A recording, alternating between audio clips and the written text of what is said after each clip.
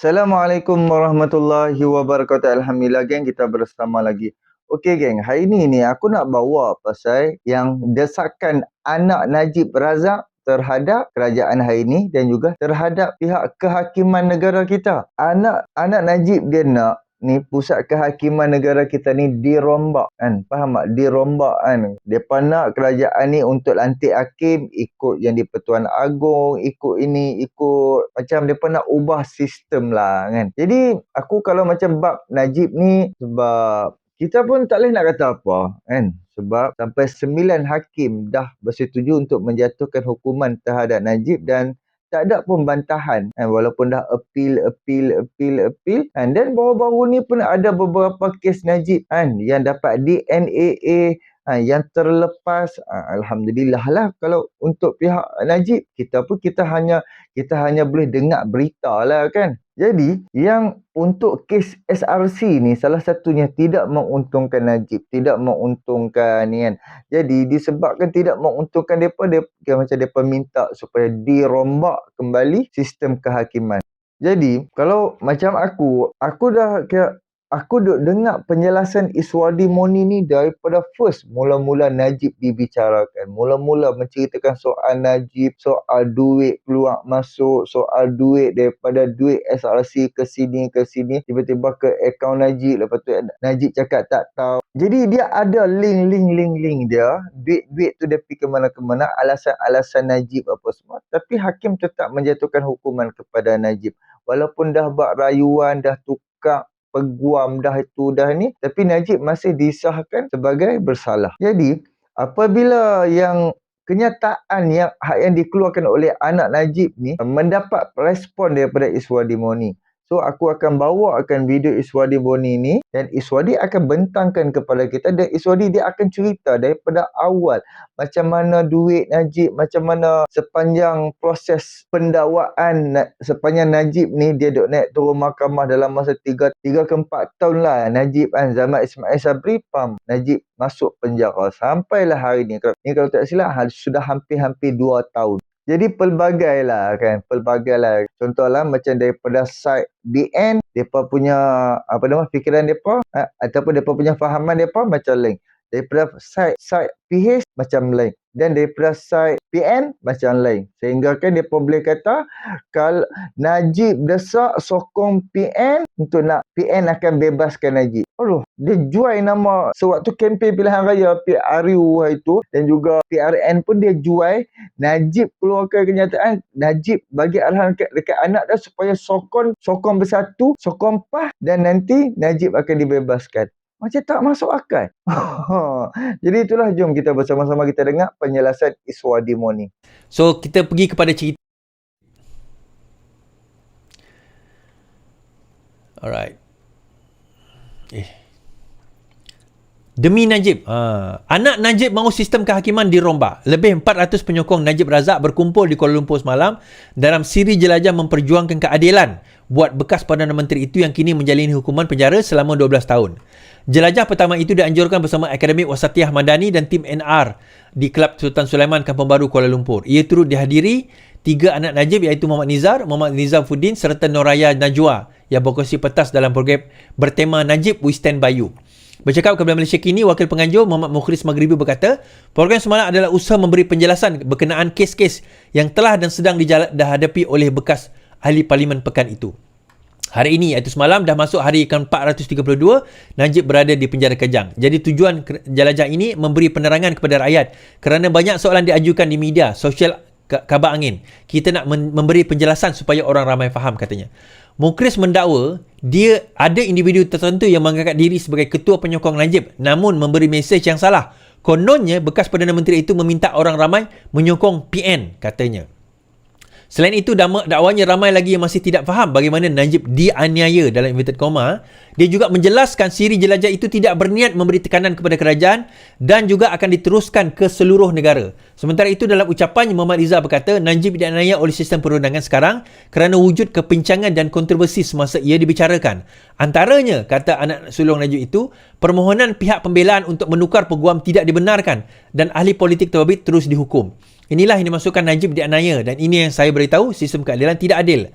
Maka saya berpendapat sistem kehakiman perlu dirombak. Saya minta kerajaan perpaduan segera rombak sistem kehakiman, katanya. Tambah Muhammad Riza, walaupun di penjara, Najib kini menyambung pelajaran dalam bidang ekonomi di sebuah institusi terkemuka negara. Okey. Petisi pertama ditujukan kepada Yang Pertuan Agong untuk memohon pengampunan diraja. Terdahulu penganjur meminta para hadirin menandatangani dua petisi berasingan yang dikatakan untuk memperjuangkan keadilan. Pertama, untuk di Pertuan Agong bagi memohon pengampunan. Kedua, meminta Perdana Menteri membuat rombakan terhadap sistem kehakiman. Ketika soal jawab, Nazibuddin berkata tidak adil untuk mengatakan Presiden UMNO tidak bersungguh-sungguh dalam membantu membebaskan Najib. UMNO memang memberi bantuan. Nak salah satu orang saja tidak adil. Memang terdapat usaha yang banyak, khususnya daripada UMNO membantu bapa. Presiden membantu, ramai membantu. Tapi usaha itu tidak lagi sampai kepada pihak sepatutnya. Perjuangan ini tidak akan berhenti. Perkara ini bincang dalam setiap mesyuarat UMNO, katanya. Dia berkata demikian ketika menjawab soalan seorang ahli MIC Kuala Selangor bertanya adakah Zahid menjadi penghalang. Okey. Now, saya nak ulas beberapa perkara lah tentang perkara ni ya. Yang pertama sekali, let's get this out of the way dulu. Usaha mereka nak buat tentang nak buat wacana ke, nak buat apa ke, semua itu hak masing-masing. Okey, itu hak anak Datuk Seri Najib Tun Razak. Hak Najib nak buat, itu terpuang kepada dia. Itu tak ada masalah. Tak ada masalah. Dia nak kata dia aniaya, dia nak buat roadshow ke apa, itu hak mereka. Sebagai dia yang dijamin di bawah perlembagaan untuk kebebasan bersuara. Tak ada masalah. Itu yang pertama. Nah, kedua, sebelum saya sentuh isu kes Najib tu sendiri, saya nak menyentuh soal tentang pengampunan diraja. Nah, kita kena faham satu perkara. Pengampunan diraja tidak boleh dilakukan oleh orang luar, melainkan kena dilakukan oleh tertuduh itu sendiri.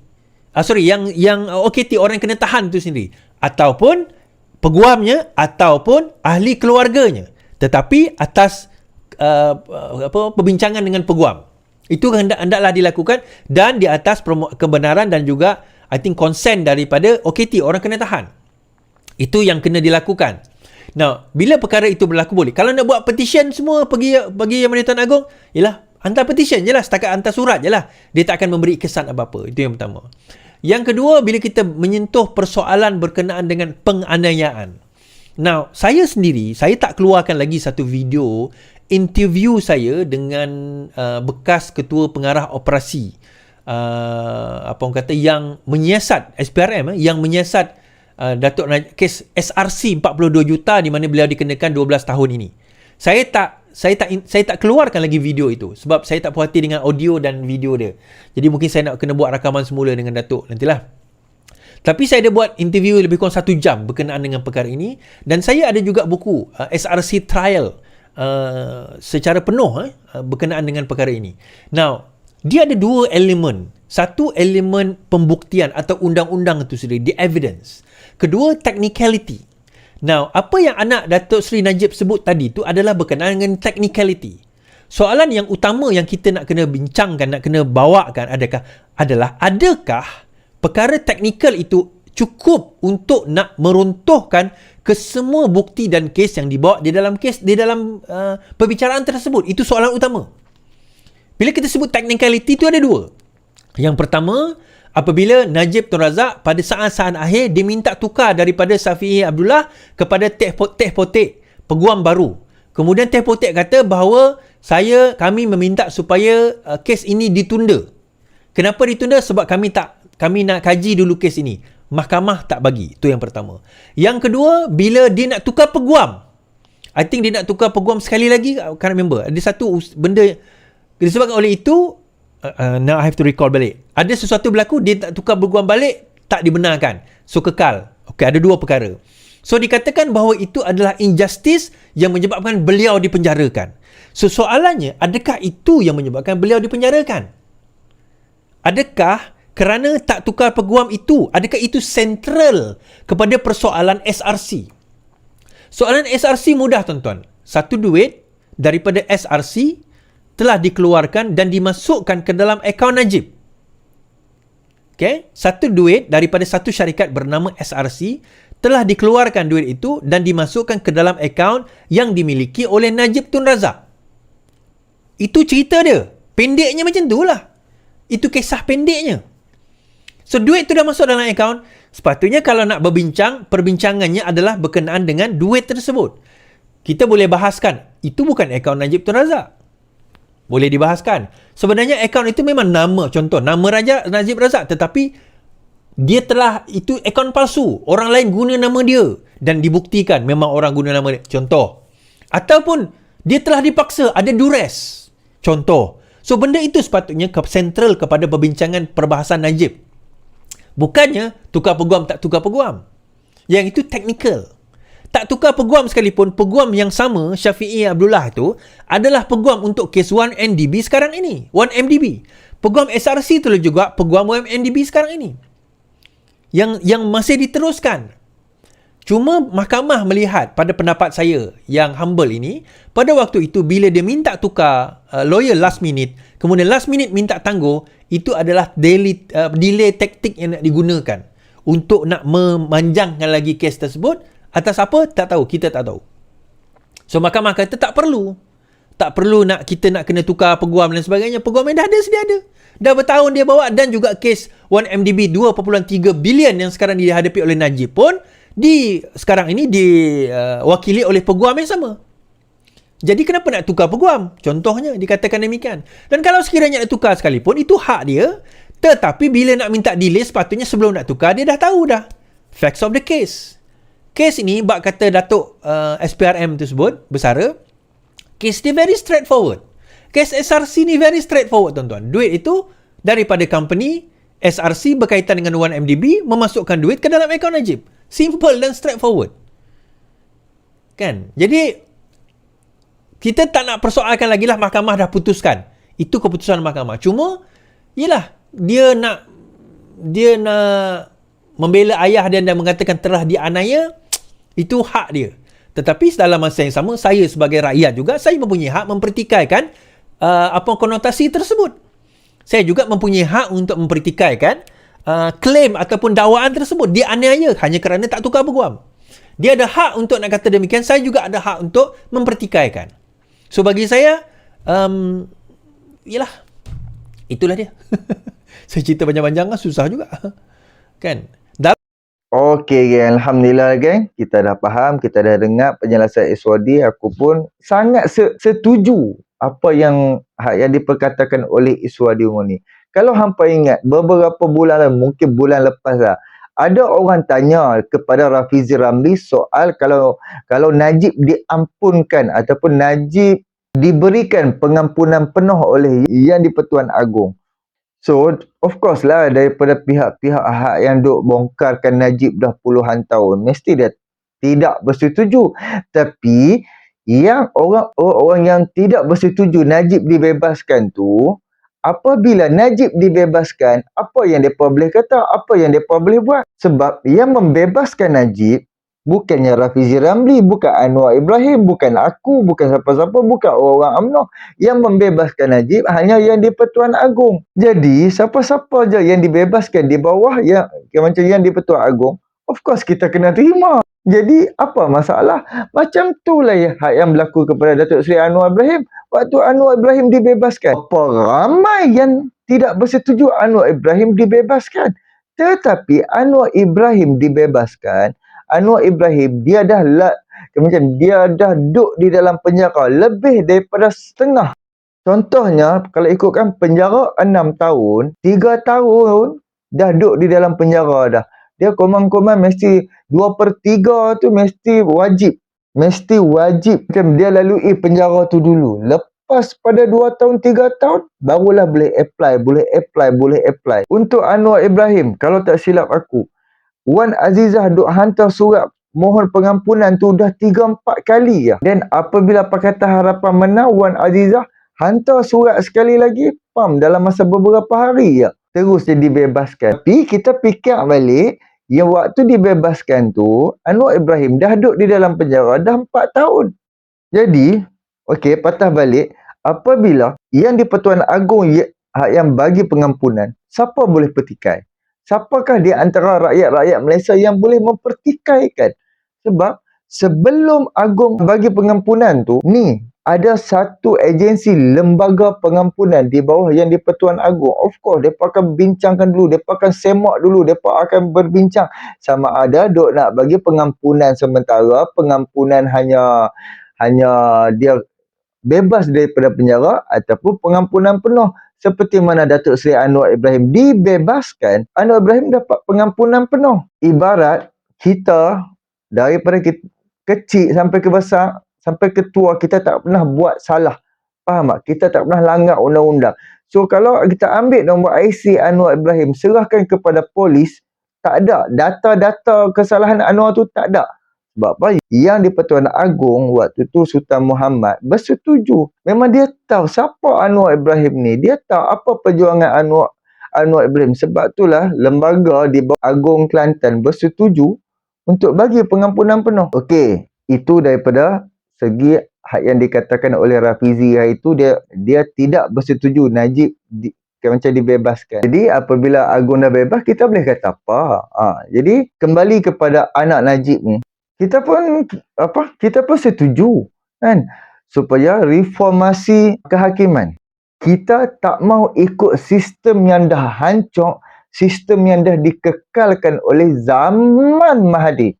Majoriti kita pun tahu pusat kehakiman negara kita ni rosak zaman Mahathir. Dia boleh penjarakan siapa-siapa, dia boleh tangkapkan siapa-siapa, dia boleh keluarkan notis ditangkap je siapa-siapa. Di waktu tu sistem tu memang betul-betul Allah saja yang tahu, dan mungkin dikekalkan sampai hari ini. Hanya seorang hakim tu sama ada dia amanah ataupun dia tak amanah. Sama ada dia beriman ataupun dia tidak beriman. Jadi kemungkinan besar budaya-budaya tu daripada dulu naik sampai ke zaman Najib mungkin berlaku campur tangan dengan kehakiman. Jadi kemungkinan besar zaman PN, Muhyiddin dan juga Ismail turut ikut cara mereka dulu. Jadi sebab itulah sekarang ni mereka desak kerajaan ubah cara-cara di dalam pusat kehakiman negara. Jadi aku setuju sangat kalau kita nak reform, kita nak kuatkan lagi, kita nak hebatkan lagi sistem-sistem ni supaya tak ada langsung campur tangan. Dan salah satunya katanya lepas ni peguam negara bukan di bawah lantikan Perdana Menteri ataupun kerajaan. Kemungkinan besar lepas ni katanya dia nak bawa satu usul, lepas ni peguam negara di bawah Yang di-Pertuan Agong ataupun di bawah lembaga-lembaga yang duduk di bawah Agong. Aku pun setuju sebab Agong ni dia neutral di antara parti-parti politik, dia neutral. Siapa yang menang, siapa yang memerintah, wajib ikut cakap dia, wajib dengar cakap dia, wajib tanya dia dulu sebelum nak buat apa-apa, dan setiap minggu kena bentangkan apa yang dah buat. Apa plan untuk setahun, untuk 2 tahun, untuk dalam masa 5 tahun. So kuasa Yang di-Pertuan Agong ni lebih besar daripada Perdana Menteri. Jadi itulah anda kata perlu buat, kita buat. Tapi jangan percaya apa yang diperkatakan oleh Perikatan Nasional. Najib keluarkan arahan supaya rakyat, orang-orang UMNO, penyokong-penyokong UMNO ubah undi mereka kepada PN. Itu macam tak masuk akal lah. Faham tak? Macam tak masuk akal. Tiba-tiba Najib pula keluar arahan suruh pengundi-pengundi ataupun ahli-ahli UMNO undi Perikatan Nasional. Sedangkan Perikatan Nasional tu dia nak bubarkan UMNO, dia nak bubarkan Najib, nak hapuskan segalanya. Jadi itulah, fikirlah sendiri. Cuba hamba tengok tara mana sebelum Najib masuk penjara, tara mana PAH duk peluk Najib, tara mana PAH duk peluk Najib, terkaya ni dengan Najib ni kau-kau banyak. Dan sekarang modal Najib tu lah untuk hentam kerajaan hari ni, modal Najib tu lah untuk nak hentam kerajaan hari ni. Tapi hampa jangan cemburu ada setengah-setengah budak-budak walaupun PN apa ni kan. Zahid clear dah. Jadi siapa sekarang ni kerajaan mana yang bersih dan stabil? Kerajaan hari ni ada 148. Okey, depa ada 74. Nombor pimpinan nombor 1 depa pun ada ratus juta duit masuk dalam akaun tau. Baru memerintah 3 tahun. Najib memerintah 9 tahun kan, dalam akaun bilion. Ni bayangkan 3 tahun je dah masuk berapa ratus juta, lebih 300 juta ringgit masuk duit dalam akaun bank Parti Bersatu. Sebab tu SPRM bekukan akaun bank Parti Bersatu. Oh, lagi hebat. Judi tiba-tiba naik daripada 8 cabutan untuk 1 tahun, tiba-tiba naik kepada 22 kali setahun. Hebat. Islah. Itulah sedikit perkongsianku. Boleh tolong subscribe, like, komen dan share. Hantarkan mahampaan tuan. Assalamualaikum.